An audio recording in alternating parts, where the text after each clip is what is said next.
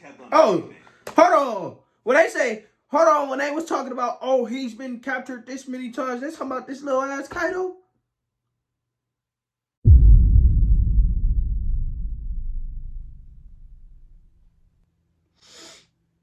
I'm looking at the title to this video. I don't actually read the manga, you know, like I used to, but then I found Plot Armor and they properly explain everything that happens in the manga in the new chapters. And the title of this video says, Luffy becomes King of Wano. The arc is finally over. Now, I kind of knew that the arc was about to end, but I was hoping to be surprised because if y'all remember, if y'all recall, Oda said, oh, I'm not gonna let Kaido be defeated off of one punch.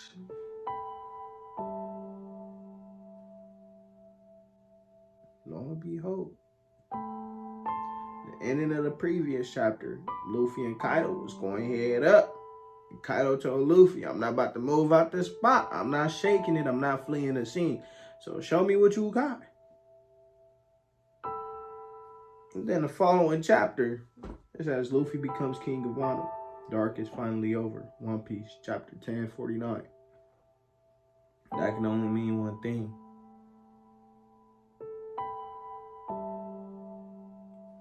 Kaido. Now, y'all know I respect Luffy and everything, and we know all of the fights that Kaido been through. You know, my nigga didn't get a break and shit like that, but come on, man. Oda, why? Why would you do this? Help me understand. You could have did something where Luffy and them won, but they didn't. I don't even know what happened, so let me watch this first. And then,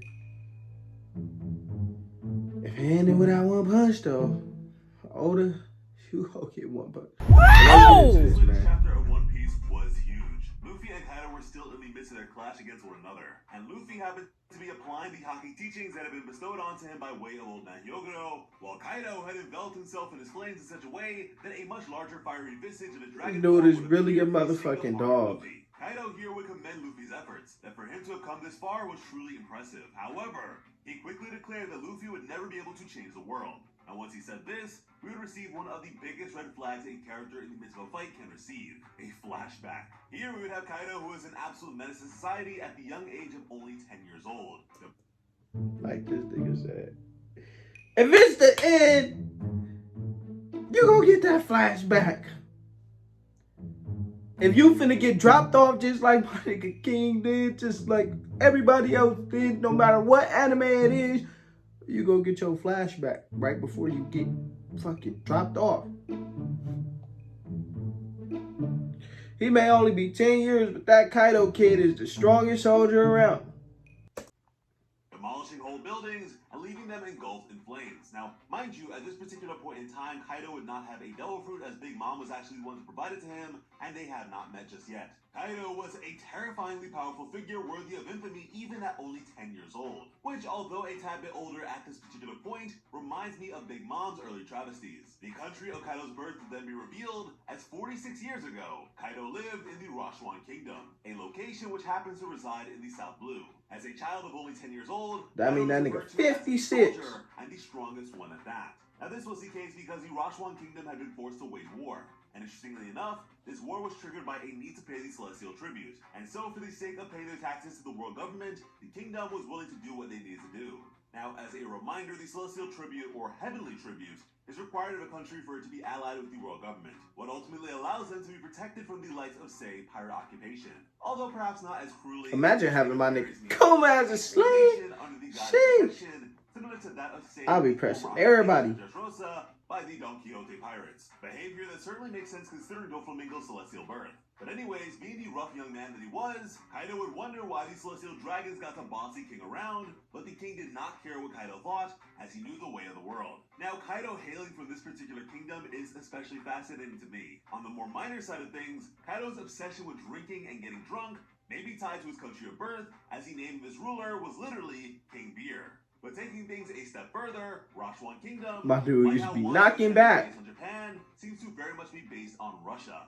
This is information we presume to be the case even before we had ever seen the location itself, but is now even further corroborated by the presentation of massive mountain ranges behind the kingdom, which Russia is Kaido known Russian? for. So with all this in mind, Kaido by extension is essentially a Russian man. And looking beyond the simple stereotypes, you know how them niggas extremely is. Strong and tough, it is with this knowledge that we are able to more accurately pinpoint what may have been an inspiration of Oda's in his construction of this arc. As a world builder, one of the best things you can do to make your own world and its history more feasible and or authentic would be to study the events of the real world and its history. And it seems Oda has done just that to an extent with Kaido's impact on Wano being relatively similar to the real-world Russo-Japanese War. In the early 1900s, Russia as a European power felt unbeatable as these niggas be so smart when they making these videos, like bro, like I mean, like, of course, we all take history classes and shit like this, but this nigga sound like he a little bit older. This nigga sound like he took history class about, like, 10 years ago or some shit. I know that the man is older than me, like, but that's just based off of voice, you know. I don't know if that nigga actually is, but sheesh, this nigga be doing all of this motherfucking research to make these videos, and that's why I fucking love watching them, because you get so much context and shit that you wouldn't even have thought of by just watching shit like this, man. And that's why I fuck with it. I fuck with that. That of the Japanese tremendously, just like with the East Pirates against the Wano resistance. Yet despite these seemingly insurmountable odds, Japan won the war and completely and utterly shocked the world that presumed the outcome of the conflict to be the other way around since its inception. This war also saw one of the largest pre-World War land battles in history, which doesn't perfectly align with the world of One Piece, as of course Marineford is a thing, but if we assume the World War equivalent to be the final war of the series, then the comparison can make a bit more sense. Ultimately, Kaido would be sacrificed for the sake of the country. We have offered you up for Navy enlistment. To be blunt, our country can't handle you. You want me to be a government dog? If you hand him over now, you are guaranteed to see that the next river. Here you go. Bye-bye, Kaido. I'ma be there. I'm not a political bargaining chip, damn it. Enlistment. Frankly, the country could not handle someone as strong as him. And Kaido is very much against being a servant of the world government. And this just adds to the list of very powerful characters that could have very well. Look at that picture, man. The deal was that look at that motherfucking picture. The deal was that if Kaido were to be handed over to the Marines, then the kingdom would be guaranteed a seat at the next reverie. But again, being used as a political bargaining chip certainly wasn't something Kaido was comfortable with. From there, it wouldn't be long before Kaido set fire to the Navy vessel and escaped. Sheesh. Kaido's very first bounty, which was set at an impressive 70 million. That's more than Luffy's 30 million, more than Big Mom's 50 million, and more than the big-time rookie Bellamy's 55 million. This is a huge starting bounty. And this was due to the fact that the kid had been captured several times over and kept on. Oh, hold on. When they say, hold on, when they was talking about, oh, he's been captured this many times, they talking about this little ass Kaido? They talking about little boy Kaido. They're not talking about the big strong man. They talking about him. Oh, he's been captured this many times by the Navy and got away. They talking about the little nigga.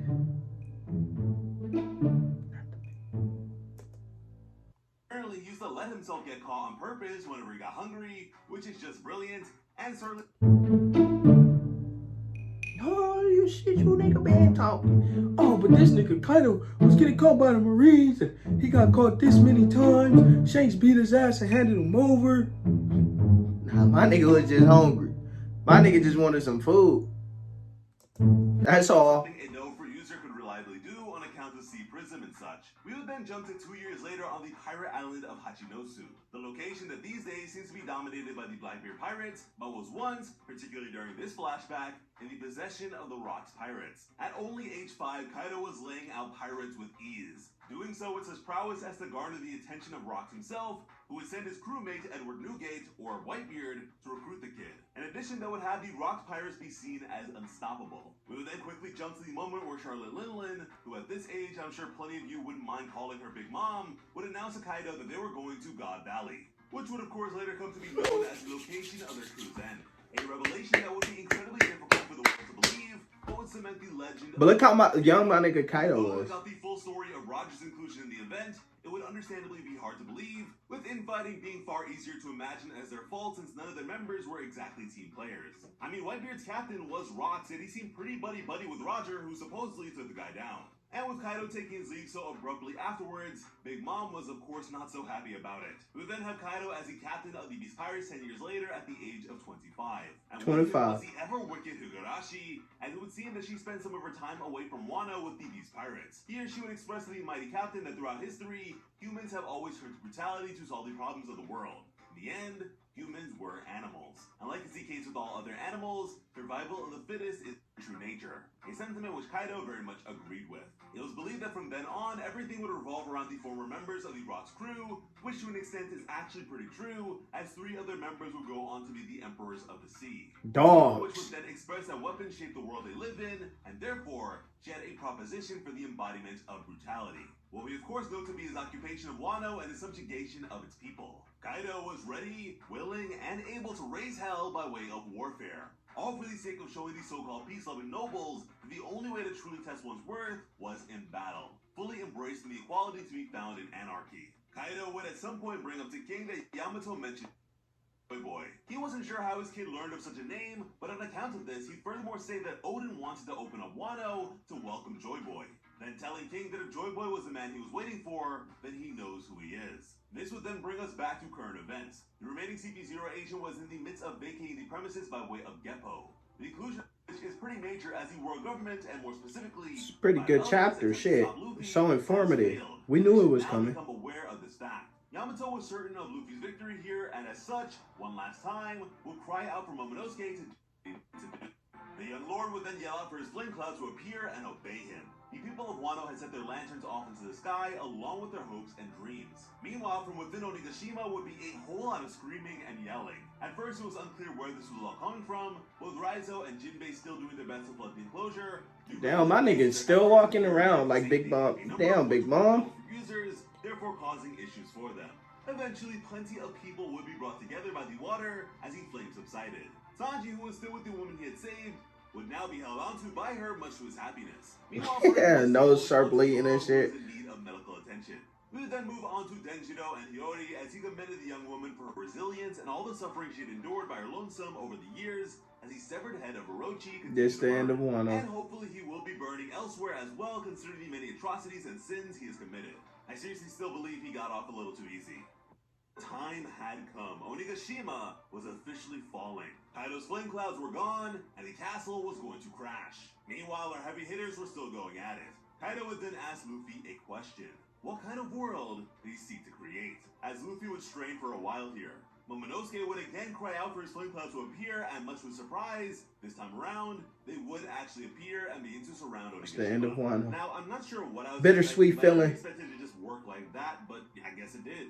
Luffy was finally beginning to gain the upper hand in this bout as he'd begun to answer Kaido. His fist would be pushed into the side of Kaido's face in a way that certainly reminded me of his former lackey, Doflamingo. Luffy's response would be a world where his friends could eat as much as they like. A very simple concept, but certainly a tall order in a world of such greed. And that shit is considering deep. how starved the people of Wano have been, it is a brilliant thing to say to such a ruthless tyrant. This was the sort of world Luffy was willing to fight for, and fight for it he has, as he finally defeat Kaido once and for all. Using his fist to plunge Kaido into the depths of the sea in epic fashion. Kaido would then recall the words he had expressed to King in the past, that Joy Boy is a man who would be able to beat him one day.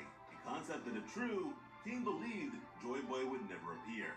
But appear, he certainly has. Onigashima's descent has been successful, and unbeknownst to the people of Wano, after 20 horrible years, their wishes have finally It's okay, that's a good ending. Saviors, Lord Kozuki Momonosuke, and Monkey D. Luffy, look to be receiving needed and well-deserved rest. What a ride it has been, but boy am I excited. It's okay, man. I seen the title and I'm like, fuck, my nigga Kaido really got defeated, but it's pretty satisfying. A pretty good end. I fucks with it. Because not only did my nigga Kaido lose, but you get a lot of context. You get a lot of backstory. You know how much of a dog he was. You know that he was with the Rocks when he was, what they say, like 10 or some shit, 15? And he fighting against the top tiers, the strongest of the strongest. You know, all of them times that he got captured is because he wanted to get captured. So with that being said, even though the arc is over, even though my nigga Kaido has lost to Luffy, I fucks with it. W. I was a little sad in the beginning, but sheesh. But remember that you have the ability to make me famous. You have the power to put some Bread in my hands, and all you gotta do is give that video a thumbs up and subscribe to the channel. But peace.